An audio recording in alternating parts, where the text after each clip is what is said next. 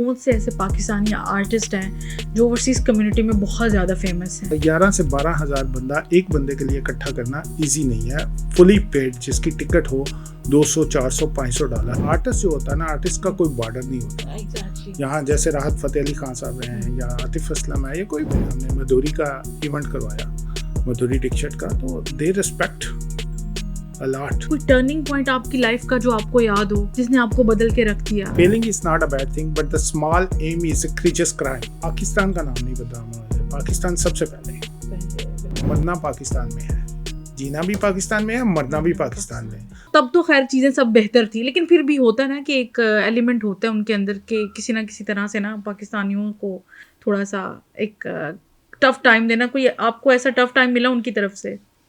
ये एक दफ़ा हुआ था 2018 में, मेरा ख्याल कुमार सानू की तरफ से। अच्छा। कुमार सानू का इवेंट करवाया था, तो उसने बाद में जाके अनाउंस किया कि मैं पाकिस्तानी प्रोमोटरों के साथ शो नहीं करूँगा। उसने थोड़ा सा टफ टाइम दिया था। अदरवाइज आर्टिस्ट जो होता है ना, आर्टिस्ट का कोई बॉर्डर नहीं होता। Exactly. यहाँ जैसे राहत फ़तेह अली खान साहब हैं या आतिफ असलम है या कोई भी बड़ा नाम ले लें, तो ये इंडिया हो या पाकिस्तान हो, आर्टिस्ट आर्टिस्ट है।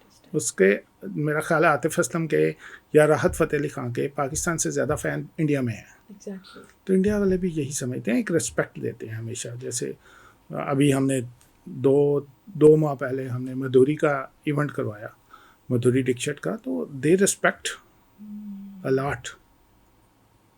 तो ये चीज़ें सारी चलती हैं।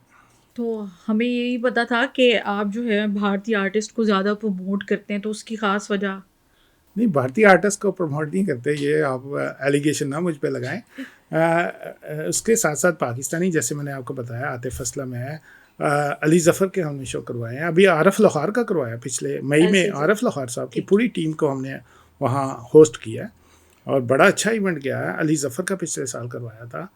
तो ये सारे मिक्स होता है, मिक्स एंड मैच। चले, ये तो एक बड़ा अच्छा तासुब है, एक प्राउड ओवरसीज़ पाकिस्तानी का। और मैं बीइंग अ पाकिस्तानी, मैं भी यही कहूँगी कि हमारी कंट्री, मेरा ख्याल है ऐसे लोग नहीं हैं जो जहर आलूदा हों, बल्कि हम सबसे प्यार करना जानते हैं, हम सबको रिस्पेक्ट देना जानते हैं, चाहे हम बॉर्डर के उस पार के लोग हों या कोई भी खित्ते से, किसी भी जगह से ताल्लुक़ रखते हों, किसी भी नस्ल से ताल्लुक़ रखते हो।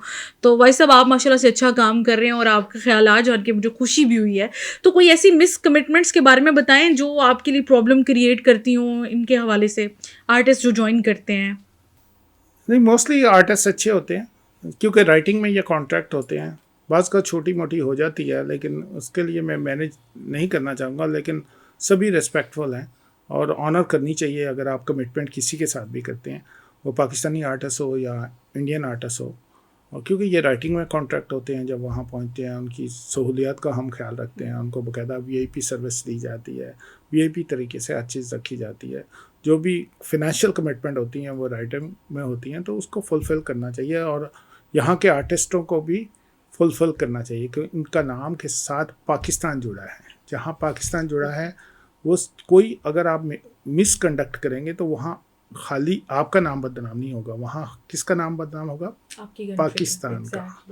तो which we don't want it. That's the most important matter for us कि पाकिस्तान का नाम नहीं बदनाम होना चाहिए। पाकिस्तान सबसे पहले। बिल्कुल। ओके, पाकिस्तान है तो हम हैं। हाँ, बिल्कुल, एग्जैक्टली। अच्छा, आप क्योंकि आपका ताल्लुक ओवरसीज़ कम्युनिटी से है, तो मैं आपसे ये भी जानना चाहूँगी कि कौन से ऐसे पाकिस्तानी आर्टिस्ट हैं जो ओवरसीज़ कम्युनिटी में बहुत ज़्यादा फेमस हैं? ओवरसीज़ कम्युनिटी में हमारे जैसे आतिफ असलम है, पिछले साल इनका शो हुआ है, तो ट्रस्ट मी अराउंड सबसे बड़ा अरीना है वहाँ डाउनटाउन टोरंटो में, जो कि फुल था। और बाद में मुझे ये पता चला है, मैं इसकी तस्दीक नहीं कर सकता, कि कुछ टिकटें ब्लैक में भी बिकी हैं। यानी कि इतने 11 से 12 हज़ार बंदा एक बंदे के लिए इकट्ठा करना इजी नहीं है, फुली पेड, जिसकी टिकट हो 200, 400, $500, $1000 तक की टिकटें हो, तो उसको फुल करना 11-12 हज़ार बंदे को नॉट ईजी। लेकिन आतिफ असलम माशाल्लाह, अल्लाह ताला उन्हें और तरक्की दे, बहुत फेमस है। राहत फ़तेह अली खान बहुत फेमस है। आरफ लाहौर पंजाबी कम्युनिटी में बहुत फेमस है। अली ज़फ़र के हमने शो करवाया, माशाल्लाह काफ़ी कामयाब रहा। और शाज़िया मंसूर हैं, डिफरेंट आर्टिस्ट हैं, they have their name. Nooran Lal, Hamid Ali Khan का भी हमने करवाया था। Very nice. नूरान लाल गई हैं हमारे पास 2 दफ़ा, और हामिद अली खान साहब गए हैं। ठीक हो गया। अच्छा सर, मैं आपसे जानना चाहूँगी कि होता है ना कि एक इंसान अपनी लाइफ में एक स्पेसिफिक पाथ को फॉलो कर रहा होता है, वो चल रहा होता है, लेकिन उसको समझ नहीं आ रही होती। मैं क्योंकि आपकी स्टोरी हमारे लिए मोटिवेशनल है, हम चाहते हैं कि जो लोग सुन रहे हैं उनको मोटिवेशन मिले। कोई टर्निंग पॉइंट आपकी लाइफ का जो आपको याद हो, जिसने आपको बदल के रख दिया? देखिए, एक होता है हर बंदे का ख्वाब होता है कि वो तरक्की करे और हमेशा सोचना हाई से चाहिए। फेलिंग, मैं हमेशा ये कहता हूँ कि failing is not a bad thing but the small aim is a grievous crime. अपनी ज़हन में छोटा एम नहीं रखना चाहिए, एम हमेशा बड़ा होना चाहिए ठीक है। और उस पर स्ट्रगल करते रहें। ज़ाहिर है स्टार्ट में तो आपको वो एम नहीं मिलेगा, उसके लिए स्ट्रगल करनी पड़ेगी और जो जो आप स्ट्रगल करेंगे आपका एम आएगा, इंशाल्लाह एक दिन आएगा कि आप उसको अचीव करेंगे। तो एम हम आपका बड़ा होना चाहिए। तो फैमिली, इस लिहाज से फैमिली को भी बहुत ज़्यादा सपोर्टिव होना चाहिए कि फैमिली भी उनको सपोर्ट करे। बैक सपोर्ट बहुत ज़्यादा जी ज़रूरी जी होती है। बिल्कुल, तो वो तो बहुत ज़रूरी है। आपकी इस जर्नी में सबसे ज़्यादा बैक सपोर्ट किसकी रही? ज़ाहिर है मेरी मिसेज़ की रही।